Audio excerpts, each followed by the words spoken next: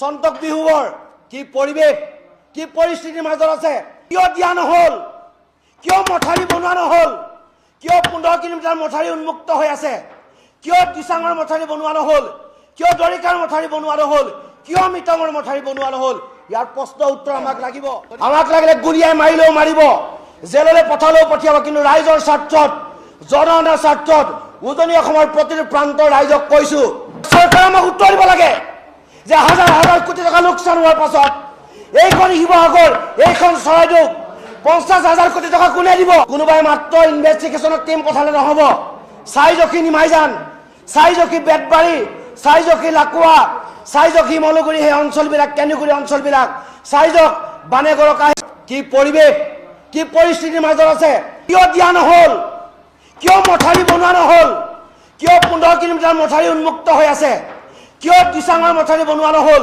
কিয় দৰিকাৰ মথাৰি বনোৱা নহল কিয় মিটাঙৰ মথাৰি বনোৱা নহল ইয়াৰ প্ৰশ্ন উত্তৰ আমাক লাগিব বৰ্তমান অসমৰ যেটো পৰিস্থিতি এই পৰিস্থিতিটোক লৈ চৰকাৰৰ ওপৰত হৰব হৈ উঠিলে আটাছুৰ সভাপতি বসন্ত গগৈ কিয়নো হৰব নহব আপোনালোকে নিজে ভাবক আজি লাখ লাখ মানুহে কাৰ গাফিলতি কাৰণে এই দুৰ্ভোগত ভুগি থাকিবলগীয়া হৈছে বসন্ত গগৈ এই ভিডিঅটো চালে আপোনালোকে গম পাব তেখেতে যিখিনি প্ৰশ্ন চৰকাৰক কৰিছে এবাৰ যদি নিজৰ মনলৈ আনি নিজে ভাবে তেতিয়াহলে আমাৰ মনতো এটা প্ৰশ্ন উদয় হয় যে কৰবাত নহয় কৰবাত সঁচাকৈ চৰকাৰৰ গাফিলতি আছে নেকি বাৰু চৰকাৰে যিখিনি কাম সময়মতে কৰিব লাগিছিলে সেইখিনি কাম যদি সময়মতে কৰা হেতিন হয়তো আজি এই দুৰ্ভোগত ভুগিবলগীয়া নহল হেতিন সাগে আপোনালোকে এই গোটেই ভিডিঅটো সম্পূৰ্ণকৈ চাব আটাছুৰ সভাপতি গৰাকীয়ে চৰকাৰক কি প্ৰশ্ন কৰিলে গতিকেলৈ বলক ভিডিঅটো মাজলৈ যাওঁ অসমৰ ৰাইজে কথাবিলাক গম পাব লাগিব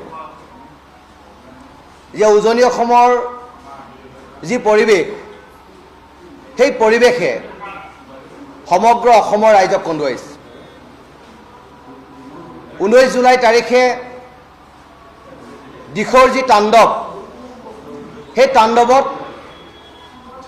চৰাইদেউ জিলা আৰু শিৱসাগৰ জিলাৰ জনসাধাৰণ দিশহৰা হৈ গ'ল জীৱন সম্পত্তি নিৰাপত্তা নোহোৱা হ'ল আজি পৰ্যন্ত সেই ৰাইজসকল পানীৰ তলত আছে কোনো জেগাত পানী শুকাইছে কিন্তু পলসে গোটেই ঘৰ বাৰী তছনছ কৰি দিলে মানুহ গৰু ছাগলীৰ দৰে মৃত্যুমুখত পৰিছে য'ত ত'ত ডেড বডি পৰি আছে যদিও চৰকাৰী তথ্যমতে মৃতকৰ সংখ্যা দেখুওৱা হৈছে প্ৰায় 72 জন তথাপিতো আমি জনাত দুইখন জিলাৰ যদি গোটেই কথাবিলাক পৰিচৰ্যা কৰি চোৱা যায় প্ৰায় 200ৰো ওপৰত মৃতদেহ এই মুহূৰ্তত ওলাব বুলি আমি অনুমান কৰিছোঁ এটা কথা হ'ল যে স্বাধীনোত্তৰ কালৰ পাছৰ পৰা আজিলৈকে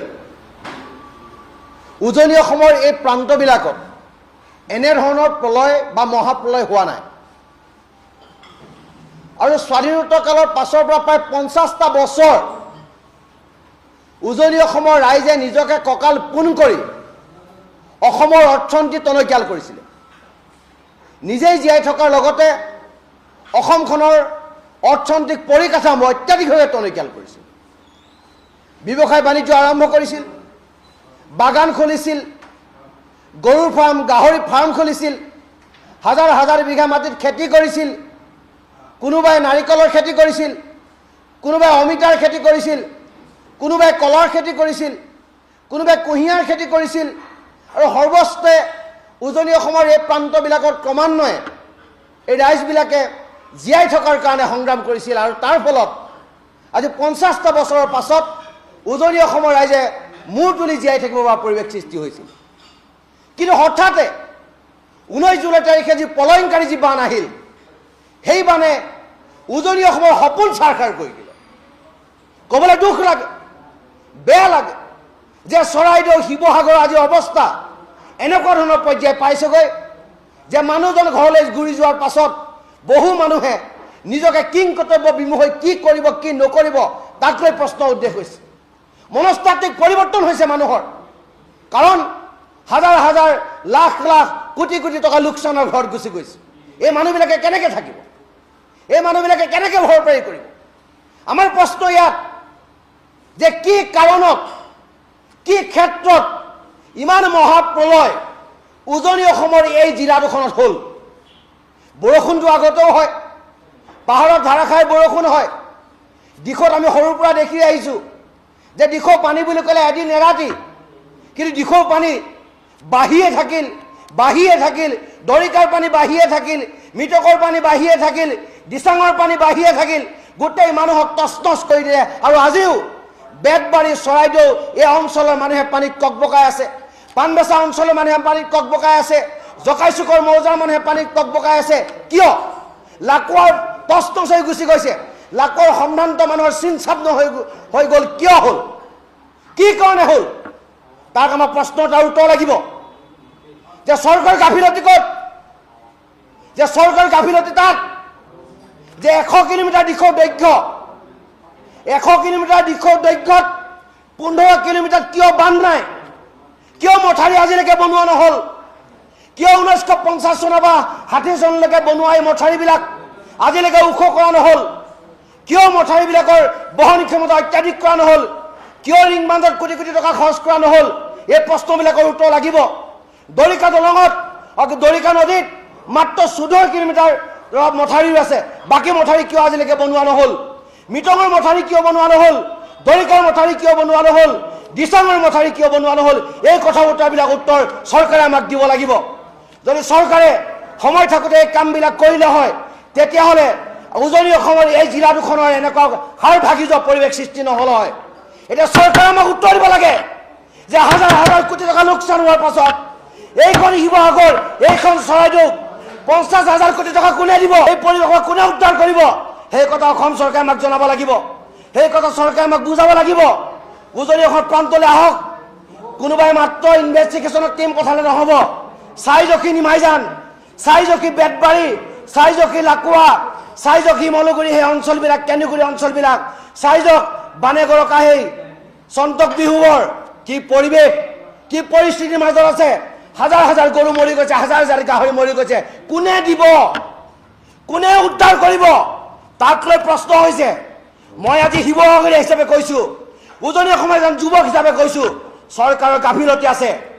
কাৰণ চৰকাৰে এইকাৰণে গাফিলতি আছে, নগালেণ্ডত দিখৌ নদী বহাৰ ক্ষেত্ৰত কোনো ধৰণৰ জোখাৰ এটা যন্ত্ৰ নাই। তাত কিয় নাই? কিয় দিয়া নহ'ল? কিয় মথাৰি বনোৱা নহ'ল? কিয় 15 কিলোমিটাৰ মথাৰি উন্মুক্ত হৈ আছে? কিয় দিচাঙৰ মথাৰি বনোৱা নহ'ল? কিয় দৰিকাৰ মথাৰি বনোৱা নহ'ল? কিয় মিটঙৰ মথাৰি বনোৱা নহ'ল? ইয়াৰ প্ৰশ্ন উত্তৰ আমাক লাগিব। আৰু এটা কথা স্পষ্টভাৱে কৈছোঁ, আমিও অনুসন্ধান কৰি আছোঁ। যদি নগালেণ্ডত কয়লা খননৰ কাৰণে, শিল খননৰ কাৰণে যদি এনেকুৱা দুৰ্যোগ নামি আহিছে, মই ক'ম আমাক লাগিলে গুলিয়াই মাৰিলেও মাৰিব, জেললৈ পঠালেও পঠিয়াব, কিন্তু ৰাইজৰ স্বাৰ্থত, জনসাধাৰণৰ স্বাৰ্থত উজনি অসমৰ প্ৰতিটো প্ৰান্তৰ ৰাইজক কৈছোঁ, যদি চাইণ্টিফিকেলি প্ৰুভ হয় যে নগালেণ্ডত শিল আৰু কয়লা খননৰ কাৰণে এই পৰিৱেশ হৈছে, তেতিয়া সমগ্ৰ ৰাইজ ওলাই আহিব। এখনো কয়লাৰ গাড়ী কোনো পাৰ কৰিব নোৱাৰাৰ ব্যৱস্থা কৰিব। কোনোবাই চিণ্ডিকেট কৰিছে, কৰি থাকক, মানুহৰ জীৱন সম্পত্তিক লৈ কৰিব নোৱাৰিব। এই কথাটো স্পষ্টভাৱে জনাইছোঁ। অসমৰ মুখ্যমন্ত্ৰীজনক স্পষ্ট বাৰ্তা দিছোঁ, 10,000 কোটি টকা আপুনি যদি আমাৰ উজনি অসমৰ এই জিলা দুখনলৈ প্ৰেৰণ নকৰে, ৰাইজ নিগমে মৰিব। আপুনি আহক, চৌখি ৰাইজৰ অৱস্থা, এই অৱস্থাৰ মাজেৰে ৰাইজে দুখ দুৰ্দশাৰ মাজেৰে জীৱন কটাইছে। স্পষ্ট বাৰ্তা, নদীৰ মথাৰি বনাব লাগিব। আপোনালোকে DPR প্ৰস্তুত কৰক। 100 কিলোমিটাৰ দিশৰ মথাৰি আপোনালোকে পুনৰ নিৰ্মাণ কৰিব লাগিব। দিচাঙৰ মথাৰি বনাব লাগিব, মিটঙৰ মথাৰি বনাব লাগিব, দৰিকাৰ মথাৰি বনাব লাগিব। আমাক পাৰ্মানেণ্ট সলিউশ্যন লাগে। আজি পইচা দিছে, আজি সাহায্য দিছে, অহা কালিলৈ কি হ'ব? আকৌ যদি বান হয় অহা বছৰ, তেতিয়া উজনি অসমৰ এই প্ৰান্তবিলাকত কি হ'ব? এই কথা বতৰাবিলাক আছে। গতিকে সেইকাৰণে কৈছোঁ, ক্ষোভেৰে কৈছোঁ, আক্ষেপেৰে কৈছোঁ, কাৰণ দুখ আছে। আমি দেখিছোঁ ৰাইজৰ বেদনা। গতিকে সেইকাৰণে কৈছোঁ যে স্পষ্ট বাৰ্তা, যদি কিবা কাৰণত আমি গম পাওঁ যে এই কামবিলাক চৰকাৰে নাই কৰা, তেতিয়া পৰিৱেশ বেলেগ কৰি দিম। আমি জীয়াই থাকিব লাগিব আমি। আৰু কয়লা শিলৰ খননৰ কাৰণে যদি এইজনৰ দুৰ্যোগ নামি আহিছে, তেতিয়াহ'লে উজনি অসমৰ পৰা এখনো গাড়ী পাৰ হ'বলৈ আমি নিদিওঁ। কাৰণ কয়লা খানি দিবলৈ আমি কেতিয়াও নিদিওঁ। এনেধৰণৰ চিণ্ডিকেট চলাই এনেধৰণৰ বাৰ্তা প্ৰেৰণ কৰি উজনি অসমৰ ৰাইজক প্ৰাণে মৰাৰ এই পলায়নকাৰী এই যে বিভীষিকা, সেই বিভীষিকা আমি পুনৰ বিচৰা নাই। সেই কথা আমি স্পষ্টভাৱে বাৰ্তা প্ৰেৰণ কৰিলোঁ।